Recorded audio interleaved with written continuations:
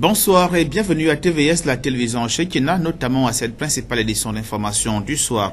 Au sommaire de ce journal, des interrogations autour sur la moralité et la responsabilité de nos forces de défense. Les populations sont souvent victimes d'exactions, le cas de l'arrivée de Jean Ping à Libreville il y a quelques jours. Football, dans la perspective de l'Assemblée générale prochaine à la Ligue de football de l'Estuaire. Les candidats et autres clubs de la province boudent la qualité et les conditions de scrutin. Le développement de ces titres au cours de cette édition d'information avec Ephraim Biokedjo et Mosconi Ngonomba. Le social dans ce journal, la situation perdure à Libreville, l'eau potable notamment est une denrée rare. Tous les quartiers sont victimes de la rareté de ce précieux liquide et du coup, les populations recourent à l'eau de pluie. Reportage. Pays de la zone intertropicale où il pleut abondamment, le Gabon est traversé par des cours d'eau à fort débit, un château d'eau naturel. Mais cette bénédiction contraste avec les réalités vécues au quotidien par les populations gabonaises.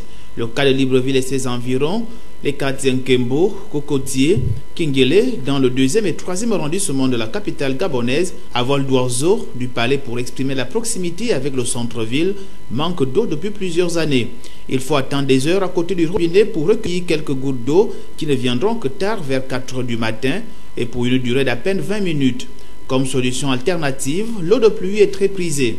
Sur ces images, à la tombée de la pluie, on s'agglutine en bas des gouttières. Bidons et autres récipients à grande contenance sont affrétés.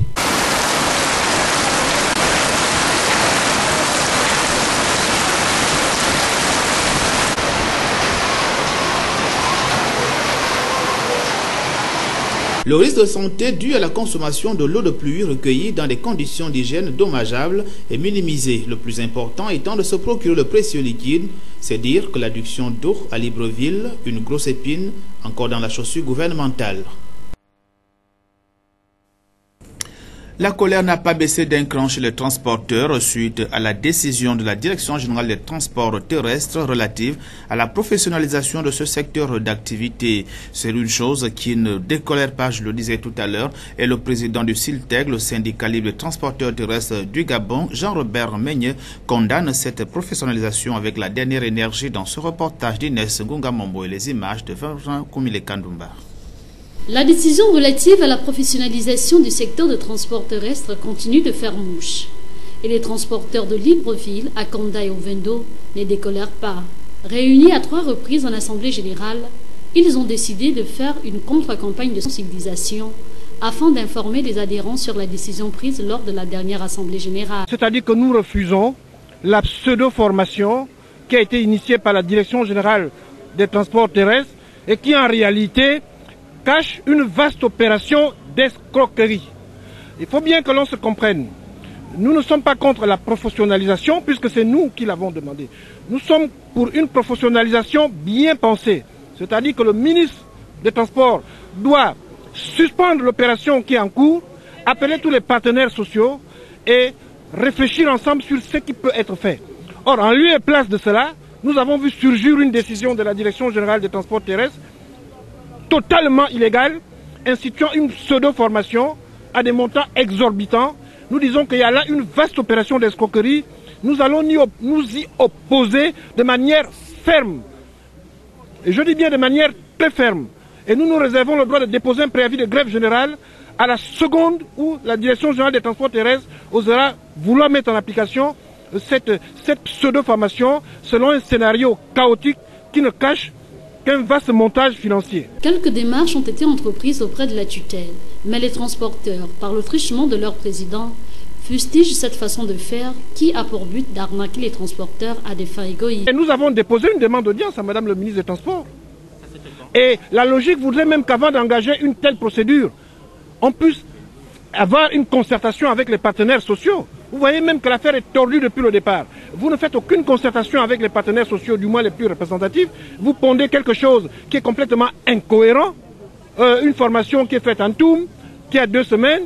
Quelle matière il y aura dedans? Qu'est-ce que vous voulez enseigner à quelqu'un qui a déjà son permis? À des montants exorbitants. L'argent n'est pas versé au trésor public, mais dans une banque partenaire. Et quand l'argent est déposé, après les gens se retrouvent derrière pour partager l'argent. Le Gabon doit avancer. On est fatigué des détournements massifs d'argent et cela ne passera pas. Il sollicite par la même occasion l'organisation de ce secteur d'activité pour le bonheur des usagers. On a calculé, ça fait des milliards. Il faut qu'on arrête ça dans ce pays. Il faut qu'on organise le secteur des transports. Il faut qu'on mette de côté tous les rapaces qui cherchent l'argent. Et de plus, cette directrice générale des transports terrestres, me semble-t-il, est retraitée depuis février. Donc elle pose là des actes illégaux, puisqu'elle est retraitée. Et nous le savons. Alors on est où là, dans ça? C'est pour ça que nous refusons ça. Nous voulons que quelque chose de raisonnable soit... Si on parlait simplement de la carte de transporteur, nous, on serait d'accord. Mais là, c'est un scénario qui ne nous arrange pas. Parce que c'est un scénario qui va venir créer des blocages, des freins à l'activité du secteur des transports. Les deux parties devraient s'asseoir et trouver un consensus. Et surtout, édifier les uns et les autres sur le bien fondé de cette formation qui aujourd'hui fait couler beaucoup de salive. Au sommaire de cette édition d'information, nous posons déjà la problématique sur la moralité et la réaction des forces de l'ordre. À l'arrivée du candidat Jean Ping de l'Europe à l'aéroport, les militants venus l'accueillir ont été gazés, selon notre reporter, par les forces de l'ordre sans raison valable, causant ainsi de nombreux blessés. Euphrem Biogedzo et Floria Seondo, témoins de cette scène. C'est une scène indigne que nous avons vu droit lorsqu'il s'est agi de l'arrivée à Libreville de Jean Ping, opposant du régime en place depuis 2009. Plusieurs de ses fidèles ont été gazés et roués de coups de matraque par une unité de force de l'ordre dépêchée sur le lieu avec pour mot d'ordre disperser tout attroupement censé perturber l'ordre public. On est tenté de se poser un certain nombre de questions. Les partisans de Jean Ping avaient-ils l'idée de perturber l'ordre établi? Nous ne le pensons pas, d'autant plus que les chancelleries et autres préfectures de police installées à Libreville étaient au parfum de la dite mobilisation et les courriers avaient été transmis à qui de droit pour la circonstance. À la surprise générale, plusieurs milliers de personnes ont été gazées, nous rappelant les émeutes entre Israël et la Palestine sur la gestion de l'esplanade des mosquées. Pire encore, d'aucuns parlent de tirs à l'arme à feu sur des paisibles citoyens. Des blessés, il y en a eu des dizaines. Beaucoup ont notamment manifesté leur colère envers le régime en place. Je vous dis que je me bats pour mon pays. Rien d'autre. Je suis venu accueillir mon président. J'ai été blessé. Et je vous dis, ça ne s'arrêtera. On est juste venu dire qu'on ne veut plus ça. On ne veut plus. On ne veut plus ça. Sentant l'étau se resserrer et la foule devenant plus compacte autour du président Jean Ping, l'agent de police chargé du maintien d'ordre lâche finalement prise à travers un message radio lancé à l'endroit de son état-major. Elle saisit cette opportunité pour s'exfiltrer. Changer de position. Bien, ok, bien.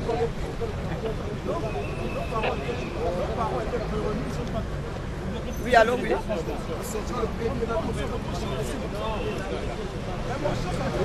Ok, d'accord.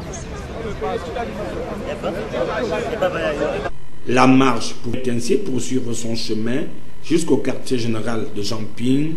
Que de temps perdu pour quelque chose qu'on aurait pu régler très vite. Et cette arrivée de Jean Ping n'a pas laissé insensible l'ancien Premier ministre Jean Eyegendon qui a tenu à remercier les populations pour l'accueil réservé à Jean Ping. Un reportage de Euphrem Biogedzo. L'abnégation des hommes et des femmes, de leur expertise pendant les 2 ou 3 jours au cours desquels nous avons préparé votre retour sur le sol natal.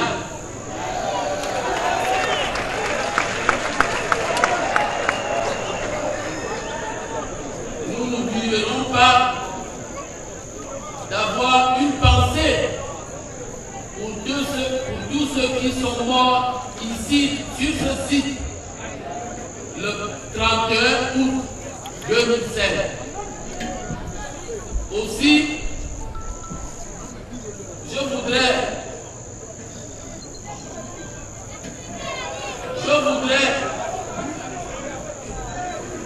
vous remercier pour tout ce que vous faites allez faire.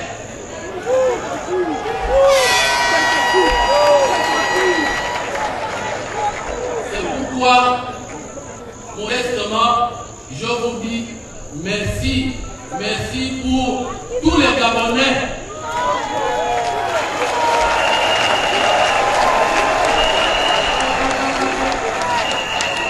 Monsieur le Président, il n'y a pas match. Il n'y a pas match. Les Gabonais vous demandent d'être leur porte-voix face à l'imposture.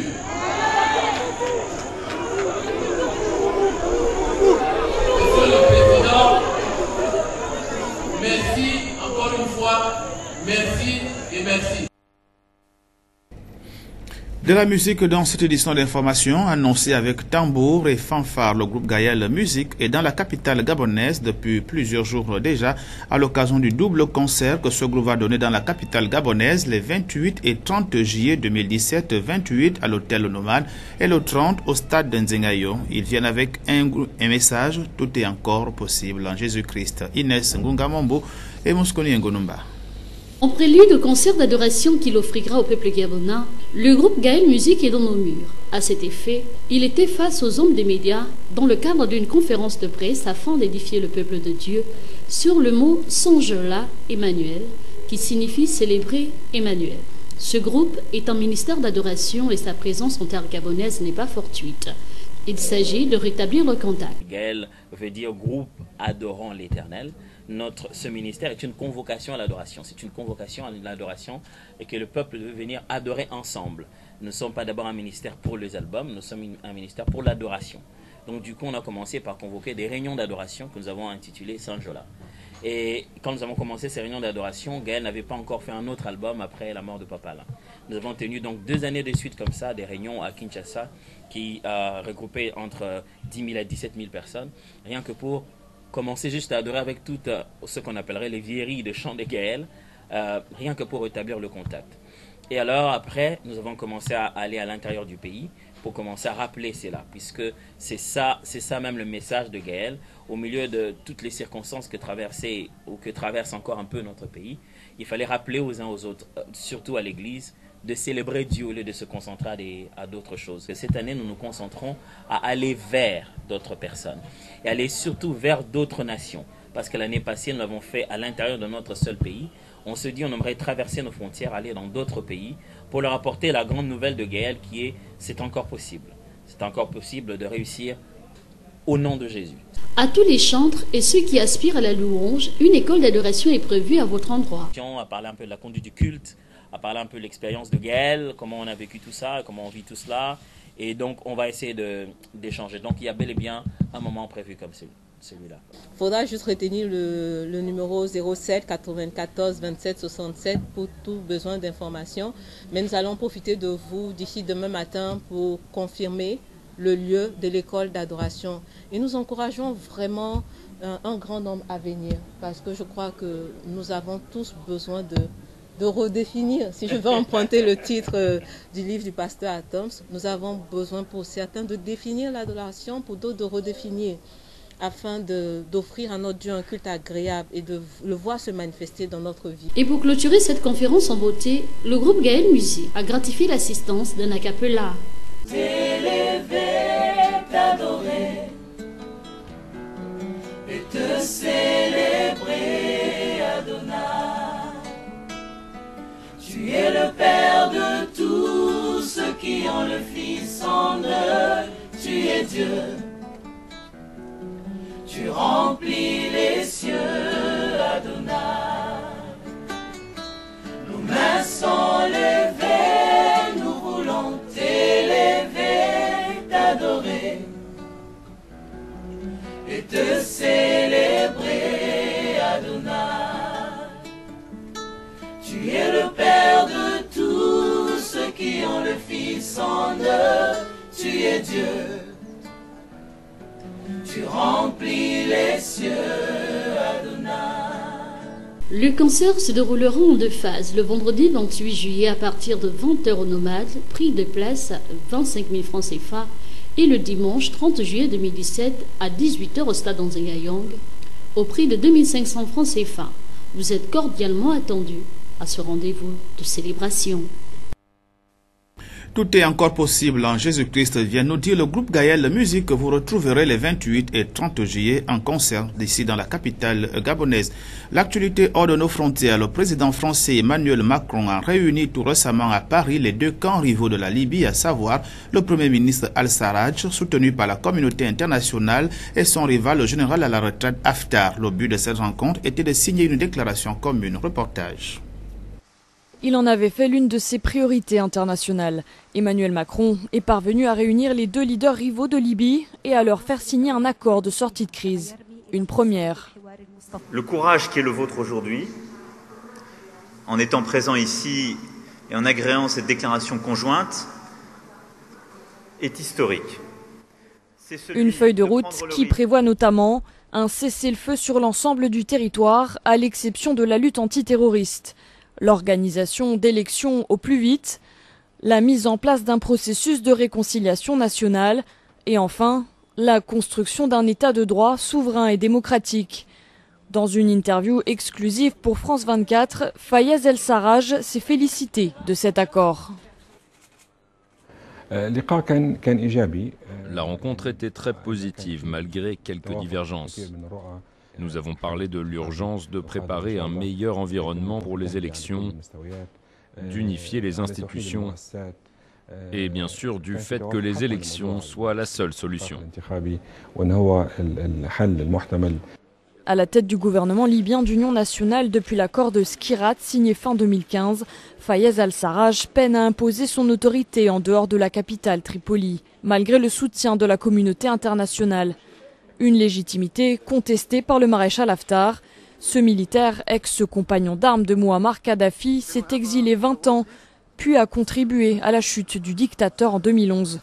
Commandant en chef de l'armée nationale libyenne, il compte aujourd'hui sous ses ordres près de 35 000 soldats et accumule les gains militaires sur le terrain. Début juillet, il annonçait la libération de Benghazi à l'est du pays, sous le contrôle des milices depuis 3 ans. Paris considère désormais le maréchal Haftar comme le principal rempart contre la menace djihadiste et souhaite le réintégrer dans l'équation politique. Toujours hors de nos frontières, le numéro 3 du Vatican, Georges Pell, a comparu mercredi dernier devant les juges de Melbourne, mais son avocat a déjà indiqué qu'il plaidait non coupable en raison des faits ou des faits d'agression sexuelle qui lui sont reprochés. Reportage. C'était sa première comparution devant les juges de Melbourne. À la sortie, le cardinal Georges Pell traverse une nuée de journalistes et de militants. Les prêtres sont censés protéger les enfants. Certains sont venus le soutenir. Innocent tant que pas reconnu coupable. Le numéro 3 du Vatican a entamé ce mercredi une bataille judiciaire. Il est soupçonné d'agression sexuelle pour des faits qui remontent à plusieurs décennies. Pour l'instant, aucune précision sur les faits ou l'âge des victimes présumées. L'homme en charge des dossiers économiques du Vatican a été inculpé à la fin du mois de juin. Au même moment, s'achevait une longue enquête nationale sur les abus sexuels commis sur des enfants. Une enquête qui a duré 4 ans, et dans ce cadre, le cardinal avait reconnu qu'il avait mal géré des affaires de prêtres pédophiles dans l'état de Victoria en Australie durant les années 70. Mais concernant son propre cas, l'ecclésiastique clame son innocence. Il a indiqué qu'il souhaitait laver son nom et qu'il plaiderait non coupable pour toutes les charges qui pèsent contre lui. Le pape François, éclaboussé par l'affaire, a autorisé son proche collaborateur à prendre une période de congé pour assurer sa défense. Du sport à présent, et nous l'annoncions au sommaire de ce journal, une rencontre entre le secrétaire général de la Ligue de football de l'Estuaire et certains membres affiliés était prévue hier. Mais contre toute attente, le siège était tout simplement vide et le constat a été fait par Mosconi Ngonomba et Yvan Bertrand Koumile Kandoumba. Contre toute attente, au siège de la Ligue de football de l'Estuaire, l'on observe un cadenas et des bâtons fermés. Une rencontre entre le secrétaire général de la Ligue et toutes les parties qui devraient procéder à la vérification des dossiers et au respect des dispositions statutaires de la Ligue, avant cette assemblée générale qui annonce ses couleurs. Nous sommes là, nous ne savons même pas qui est le président de la commission, alors qu'il est indiqué dans les dispositions statutaires de la Ligue de football de l'Estuaire qu'une commission doit être mise en place. Alors voilà, nous allons à une élection où nous ne savions pas qui est le président de la commission. Vous voyez, nous venons justement de parcourir, si vous voulez, quelques notes qui sont affichées, mais c'est toujours le secrétaire général et qui est dans ces notes, vous voyez bien que la commission a examiné le dossier. Alors, qui a examiné le dossier? Le secrétaire général au sein de cette commission ne peut être qu'un rapporteur. Et s'il y a des notes à signer, c'est le président de la commission. En parcourant quelques notes affichées par le secrétaire général de la Ligue, 3 articles ont été violés, notamment l'article 37 du règlement intérieur. Les cautions à la présidence de la Ligue de l'Estuaire, les cautions c'est 250 000 francs. À ma grande surprise, ils m'ont demandé 500 000. Et ils m'ont appelé hier pour me dire, viens récupérer tes 250 000. Vous croyez que ce sont des personnes normales? Non, mais ne fantasmons pas. Nous sommes tous des Gabonais. Comment est-ce qu'on peut bafouer les lois, n'est-ce pas, du règlement intérieur et les statuts? On veut arranger les choses pour que les choses vont de manière normale, mais quand on arrive ici, tout le bureau a fui. Vous croyez que c'est des personnes? Mais je vous dis, et je vous rassure, tant que les statuts et les règlements ne sont pas respectés, il n'y a pas d'élection. Tant qu'ils décident, n'est-ce pas, d'amener ces élections-là à Kokobit, il n'y aura pas d'élection. Je vous le dis et je vous le confirme. Il serait plus qu'urgent que le bureau sortant applique l'article 8 et 9 qui stipule que pour qu'il y ait élection, une commission de réflexion et de désignation des membres qui devront organiser l'élection soit mise en place pour le bon déroulement de celui-ci. Au regard des insuffisances de certains, un putsch électoral est clairement organisé au profit d'un tout autre candidat. Il est temps de faire barrage à ce genre de pratiques qui tendent à se pérenniser et ternir le football gabonais qui a déjà du mal à sortir la tête de l'eau. Cette actualité sportive de la Ligue de football de l'Estuaire vient mettre ainsi un terme à cette édition d'information. Merci de l'avoir regardée.